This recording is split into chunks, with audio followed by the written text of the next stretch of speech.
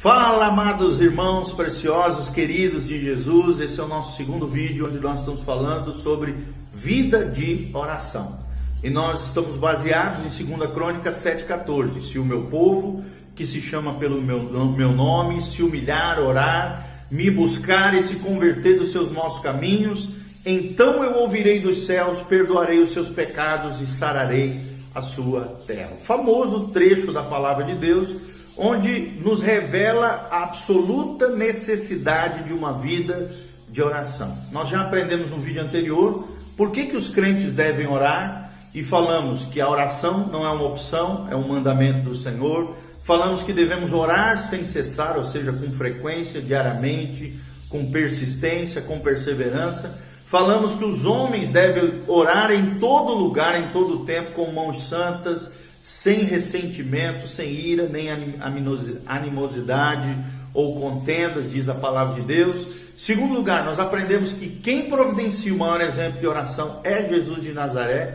E falamos no vídeo anterior o que é oração. E nós aprendemos que oração é uma disciplina espiritual. A oração é render uma homenagem a um Pai Celeste, onisciente e benevolente. E aprendemos que a oração é gastar tempo, é investir tempo. Não gosto de tempo gastar tempo. É investir tempo conversando com Deus. É investir tempo conversando com Deus. E agora nós vamos entrar no segundo momento aqui, onde nós vamos responder a seguinte pergunta: qual deve ser a nossa atitude em oração? Qual deve ser a nossa atitude, a nossa postura, o nosso posicionamento diante da oração, nessa vida de oração? E a primeira resposta a essa pergunta tremenda está lá em Hebreus 11, 6. Vamos abrir na Bíblia Sagrada, Hebreus 11, 6. Primeira coisa que nós devemos orar com uma atitude de fé. Orar com fé. É muito importante orar com fé. Hebreus 11,6 fala: de fato, sem fé é impossível agradar a Deus. Você quer agradar a Deus? Exerça a sua fé. Porquanto é necessário que aquele que se aproxima de Deus creia que Ele existe. Você crê que Ele existe? Você acredita na existência de Deus?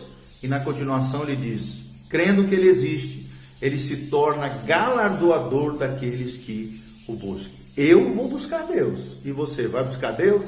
Deixe seus comentários aí, o quanto você busca Deus, o quanto Deus é importante na sua vida. Inscreva no nosso canal, dialogue conosco, bata o papo, fale para nós o quão importante essa palavra foi para o seu coração. Deixe seus comentários aqui. Também siga as nossas redes sociais, dá um joinha nesse vídeo, compartilhe com outras pessoas e não esqueça de seguir o nosso canal apertando aqui para se inscrever no nosso canal. Então, devemos orar com fé, é a primeira resposta de qual deve ser a nossa atitude em oração. Devemos orar com fé, conforme Hebreus 11, 6. Segundo lugar, devemos orar sem duvidar.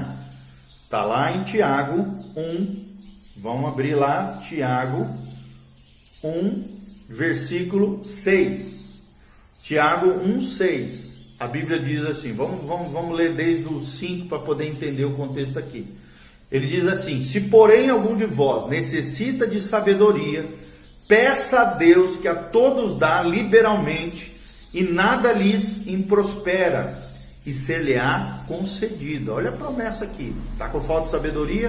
Precisa de sabedoria nos dias difíceis que estamos vivendo, de crise econômica, de crise de saúde, de toda essa situação complexa que estamos vivendo.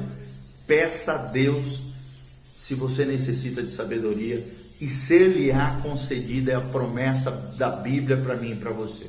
Mas aí vem o nosso versículo de destaque: peça, porém, com fé, em nada duvidando, pois o que duvida é semelhante à onda do mar, impedida e agitada pelo vento. Peça com fé, sem duvidar. Então nós aprendemos o segundo princípio aqui. Devemos orar com fé, em primeiro lugar. Depois devemos orar sem duvidar. Sem dúvida, com convicção, com certeza. Lembre-se que a fé é a certeza das coisas que se esperam e a convicção das coisas que não se veem. Hebreus 11, 1. Então precisamos pedir sabedoria com convicção, sem duvidar.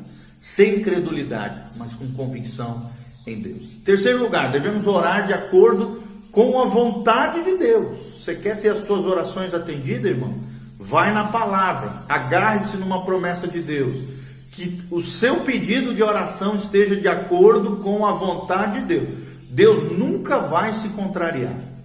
Se tem uma coisa que Deus é coerente com Ele mesmo, com o seu caráter, com a sua essência, com a sua substância, jamais Deus vai fazer algo que seja contrário à sua lei moral, aos seus ensinos, aos seus princípios, aos seus preceitos. Então, devemos orar de acordo com a vontade de Deus, não com a nossa vontade.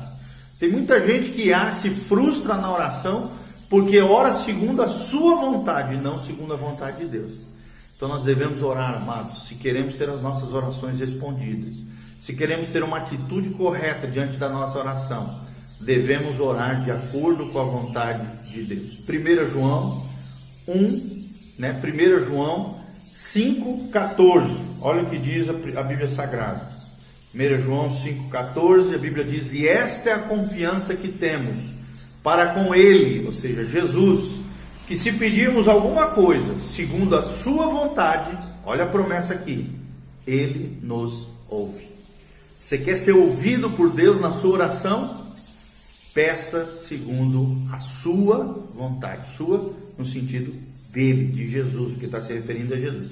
E sabemos que Ele nos ouve quanto ao que lhe pedimos, e estamos certos de que obtemos os pedidos que lhes temos feito. Então, nós vemos aqui o apóstolo João com a convicção de que se nós orarmos segundo a vontade de Cristo, com certeza Cristo irá atender o nosso pedido. Então é muito importante, querido, devemos orar de acordo com a vontade de Deus, com a vontade de Cristo, com a direção do Espírito Santo. E a palavra de Deus é a sua vontade. E a sua vontade é a palavra de Deus. Então ore em cima da palavra, irmão. Se aproprie da palavra. Quando conhecemos a vontade de Deus e acrescentamos, se for da tua vontade, isto anula a nossa oração. Mas se nós tivermos a convicção de que aquilo que Deus diz na sua palavra é a vontade de Deus, só lê em cima da sua palavra. Porque a palavra de Deus é a vontade de Deus. Você não precisa nem colocar um acréscimo adicional se for a tua vontade. Se está na palavra, é a vontade de Deus. Pode ter convicção, ore em cima da palavra. A palavra de Deus é a sua vontade, e a sua vontade é a sua palavra. Amém? E por último, devemos ir ao Pai através de Cristo, no poder do Espírito Santo. Essa é a teologia da oração. Você ora ao Pai, em nome de Jesus, seu Filho, no poder do Espírito Santo. Devemos ir ao Pai através de Jesus, porque Jesus é o nosso mediador entre Deus e os homens. Cristo, o homem, ele é o nosso intercessor, o nosso mediador. É o que diz Hebreus 7:25. Hebreus 7:25 fala sobre isso. Eu vou ler para vocês. Por isso também pode salvar totalmente os que por ele se achegam a Deus, vivendo sempre para interceder por eles. E aqui está falando desse intercessor que é Jesus de Nazaré. Jesus sempre, ele vive sempre intercedendo por nós junto ao Pai. Ore a Deus com essa confiança, que você tem um advogado à direita de Deus Pai. Você tem um intercessor à direita de Deus Pai. Esse intercessor é Jesus de Nazaré, o maior ser desse universo. O centro do universo é Jesus de Nazaré. Por meio dele, para a glória dele foram criadas todas as coisas. Nele vivemos, nos movemos e existimos, diz a palavra de Deus. Jesus é o centro. E esse centro do universo é o nosso advogado, é o nosso intercessor junto ao Pai. Então, qual deve ser a nossa atitude em oração? Primeiro, devemos orar com fé. Segundo, devemos orar sem duvidar. Terceiro, devemos orar de acordo com a vontade de Deus. E em quarto lugar, devemos orar ao Pai em nome do Filho, no poder do Espírito Santo. Lembrando que Jesus é o nosso intercessor. Amém? Quinta pergunta para nós respondermos. Quais são os obstáculos à nossa oração? Quais são os obstáculos à oração? É uma das perguntas muito importantes que eu e você precisamos compreender. Primeiro obstáculo é quando você pede mal, né? Pede de maneira errada, equivocada, desalinhada com o céu, desalinhado com a palavra de Deus. É o que diz Tiago 4,3. Muitas vezes nós não recebemos porque pedimos de maneira errada, com o coração errado, com a motivação errada, debaixo de cobiça, avareza, inveja, ciúme, indiferença, sentimento de vingança, retaliação do outro. Oramos para que caia fogo do céu, né? Igual aquele episódio de João, lá Tiago e João, que pediram ao Senhor: Senhor, você quer que a gente peça que desça fogo do céu sobre eles, porque eles não nos aceitaram receber na sua terra? Jesus falou: vocês não entenderam de que espírito eu sou, de que espírito nós somos. Se eu quisesse, eu pediria ao Pai, Ele enviaria anjos no meu lugar, mas não é isso. O Filho do Homem não veio para julgar, para condenar, mas veio para salvar. Então, quando a gente ora de maneira errada, com motivação errada, Deus não atende. É um obstáculo à oração. Então, mais importante do que aquilo que eu falo na oração, é o porquê o meu coração me levou a falar aquilo que eu estou falando. Então, peça corretamente, porque pedir mal é o primeiro obstáculo à oração. Segundo, motivos errados. Como eu falei, a motivação está errada, e isso pode se tornar um obstáculo à oração. Você está pedindo, por exemplo, o marido da fulana de tal. Deus não vai ouvir essa oração. Motivação errada, totalmente equivocado, seria adultério. Jamais Deus vai tirar o marido da fulana para dar para você. Isso é motivação errada, equivocada, é um pedido mau, como diz Tiago 4,3 e Mateus 6, de 5 a 8. Se você pedir com o coração errado, com a motivação errada, querendo o marido da fulana, Deus não vai atender. É uma oração totalmente esdrúxula, escusa, com motivação poluída, apodrecida. Deus não vai atender motivações erradas. Terceira obstáculo da oração é a soberba. Você chegar na oração com soberba, com arrogância, né? Como aquele exemplo do fariseu que chegou diante do Senhor, né? Com arrogância, com soberba, e o publicano não, ele batia no peito, abaixava a cabeça, nem levantava a cabeça diante do Senhor e falava: "Sê propício a mim, pecador". E Jesus diz: qual dos dois que saíram de lá do templo com a salvação, com a regeneração, que saíram dali abençoados? Com certeza foi o humilde, o publicano, que nem olhava para o céu e se sentia indigno, se sentia pecador, mas estava contrito, humilhado, quebrantado diante do Senhor. O soberbo, que dizia: eu não sou igual ao fulano ali, o publicano, orgulhoso, prepotente, soberbo, arrogante, saiu dali sem perdão dos seus pecados. Então a soberba é um dos grandes obstáculos à nossa oração. E tem muito crente soberbo, arrogante, altivo, orgulhoso. Tem demais, em todas as esferas, em todas as posições eclesiásticas que você pode imaginar. Até porque a religiosidade, ela pode ser um dos grandes agravantes da soberba e do orgulho. Pode gerar esse sentimento de justiça própria, de que você é o santarrão, de que você é o perfeito e o outro é o ferrado, é o pecador, é o que vai para o inferno, é o condenado.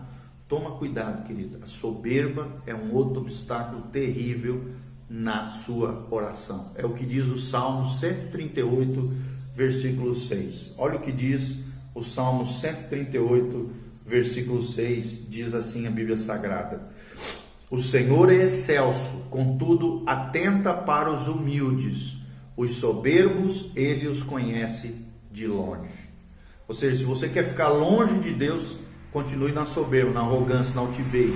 Agora, se você quer estar perto de Deus, ser atento, né, ouvido por Deus, seja humilde, conforme diz o Salmo 138, versículo 6. Outro obstáculo à oração é o pecado, a iniquidade. Está lá em Isaías 59, vamos ver Isaías 59, versículo 2. Olha o que diz a Bíblia Sagrada aqui: mas as vossas iniquidades fazem separação entre vós e vosso Deus, e os vossos pecados encobrem o seu rosto de vós, para que vos não ouça. Ou seja, o pecado é um obstáculo na nossa oração. O pecado na nossa vida, quando nós não abandonamos, não arrependemos, não mudamos de vida com relação ao pecado, pode ser um grande estorvo, né? Um paredão entre os céus e a terra. A Bíblia diz aqui, as iniquidades, né? Claro que aqui nós estamos falando não é de erros ocasionais, mas de erros contínuos, cíclicos, ciclo de derrota na vida da pessoa que não se arrepende, até chora, né? Vive ali debaixo de um remorso, de uma culpa, mas não se arrepende, não muda, continua na iniquidade. A iniquidade é um estado de corrupção, de condenação eterna, de pecado contínuo. As vossas iniquidades fazem separação entre vós e o vosso Deus, é o que diz Isaías 59:2. Então nós temos que ir correndo para os pés de Jesus, com humildade, quebrantamento, humilhação, arrependimento e abandono do pecado, para que daí então esse paredão entre os céus e a terra seja rompido, quebrado, a graça de Deus, a misericórdia de Deus, a unção de Deus misericordioso, o sangue de Jesus venha sobre as nossas vidas, tirando esse obstáculo à oração que é a iniquidade. Ok? Provérbios 28:13 também fala: o que esconde a sua transgressão nunca prosperará, mas o que confessa e deixa alcançará misericórdia. Então a iniquidade é um dos grandes obstáculos à oração. O quinto obstáculo é um espírito que não perdoa. Um espírito que não perdoa é um dos grandes obstáculos à oração. Está lá em Mateus 18:21, né? Ali tem aquela parábola, fala ali, é todo um capítulo que fala sobre o perdão. E a Bíblia diz que se do íntimo do nosso coração nós não perdoarmos as ofensas daqueles que nos prejudicaram, aqueles que nos feriram, né? Que produziram qualquer injustiça, ofensa contra nós, também vosso Pai Celestial não vos perdoará das vossas ofensas. Ou seja, um espírito que não perdoa, um espírito amargurado, um espírito ressentido, o espírito que abriga a ira, ressentimento, mágoa, não perdoa, irmão, não vai ter o perdão de Deus, é um obstáculo à oração. 1 Pedro 3 também fala que o marido que não vai lá e conserta com a mulher que não vai lá e conserta com o marido, não reconcilia, não restaura, as vossas orações são bloqueadas, são impedidas nos céus. E Deus não escuta a oração por causa da falta da reconciliação, do perdão, da graça entre o casal. Então primeiro conserta, primeiro reconcilia, primeiro restaura na terra, para que seja restaurada a graça, o perdão e a bênção de Deus dos céus sobre a terra. O sexto obstáculo à oração é a amargura, que nós já falamos aqui. Hebreus 12:15-17 também fala sobre isso, que a amargura contamina muitos, a amargura perturba, a amargura impede o fluir da graça de Deus nas nossas vidas. Se eu fosse você, não ficaria longe do perdão, da graça e da reconciliação. Então a amargura é um dos grandes obstáculos à oração. Hebreus 12:15-17, aqui cita nesse trecho o exemplo de Esaú, que se tornou um profano, um imoral, porque abrigou rancor, amargura no seu coração e quis se vingar do seu irmão por haver ele, Esaú, desprezado a herança, né, espiritual do seu pai, e Jacó se apropriou dessa herança e recebeu a bênção do seu pai.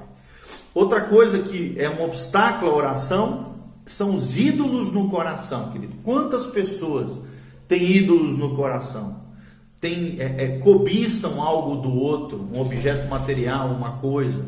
Ou então, né, tem um ídolo no coração, seja dinheiro, posse, status social, qualquer coisa, querido, uma bicicleta, o seu filho, o seu cônjuge, o seu marido, a sua mulher, seu pai, sua mãe. Tantas e tantas pessoas abrigam ídolos no coração. É o que fala lá em Ezequiel 14:3. A Bíblia Sagrada fala sobre isso. Ezequiel 14:3. Olha o que a Bíblia fala: filho do homem, estes homens levantaram os seus ídolos dentro do seu coração, tropeço para a iniquidade que sempre tem eles diante de si. Acaso permitirei que eles me interroguem? Olha só, como é que você quer orar, pedir algo de Deus se você tem um ídolo no coração? A Bíblia diz: acaso permitirei eu que eles me interroguem, me perguntem, que peçam algo para mim? Primeiro, tira o ídolo do seu coração. Seja cobiça, inveja, ciúme, avareza, que é amor ao dinheiro, cobiça, concupiscência, pessoas, objetos, carro, moto, qualquer coisa que você coloque que tire o primeiro lugar de Deus e coloque qualquer coisa nesse primeiro lugar, isso se torna um ídolo no seu coração e se torna um obstáculo à sua oração para com Deus. E outro obstáculo é a mesquinhez, né? Ou seja, a pessoa pão dura demais, avarento, que ama o dinheiro. Está lá em Provérbios 21:13 sobre esse problema da mesquinhez.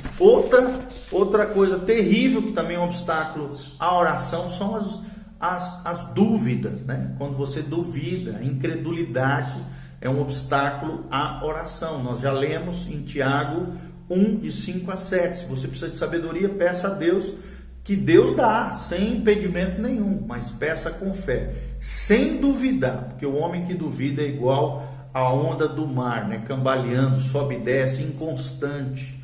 Nós não podemos ser inconstantes, não podemos duvidar, temos que ser convictos naquilo que estamos falando através da oração. A oração não é só palavras lançadas no vento, são palavras precisas, eficazes, em tempos oportunos, crendo naquilo que nós estamos falando, para que aí sim essas palavras se tornem poderosas no mundo espiritual e Deus atenda o nosso pedido, o nosso clamor, o nosso chamado, a nossa intercessão, o nosso comando, no sentido quando for a demônios, né? Com demônios a gente não pede, a gente comanda. Com os anjos nós pedimos a Deus que nos envie anjos para derramar a sua glória, graça e operar maravilhas a favor daqueles que vão herdar o reino dos céus. Amém? E o último obstáculo à oração são os erros nas relações com os outros, né? Ou seja, algo que você fez de ruim para alguém ou algo que alguém fez de ruim para você, que não reconciliou, não restaurou, não restituiu, não foi lá e consertou, pode ser um obstáculo à sua oração, conforme eu falei. Está lá em 1 Pedro 3,7, aqui cito o exemplo do marido que tem as suas orações não respondidas porque não se acertou com a sua mulher, não coabitou com ela, como diz aqui, com inteligência, com sabedoria, com graça, considerando ela como um vaso mais frágil, como um ser mais frágil, que precisa ser protegida, guardada e cuidada à luz da palavra de Deus. Amém? Então, todos esses são obstáculos à oração. Espero de alguma maneira ter contribuído para o seu crescimento, maturidade espiritual. Continue conosco, deixe seus comentários, fale aqui nos nossos comentários alguma experiência que você teve sobrenatural com a sua vida de oração. Nós queremos ouvir você. E perguntas, qualquer coisa que você tiver para nos falar, deixe seu comentário, siga-nos nas redes sociais, no link está aqui. Continue conosco, a graça e a paz de Jesus esteja sobre você. Beijo, a paz, amém.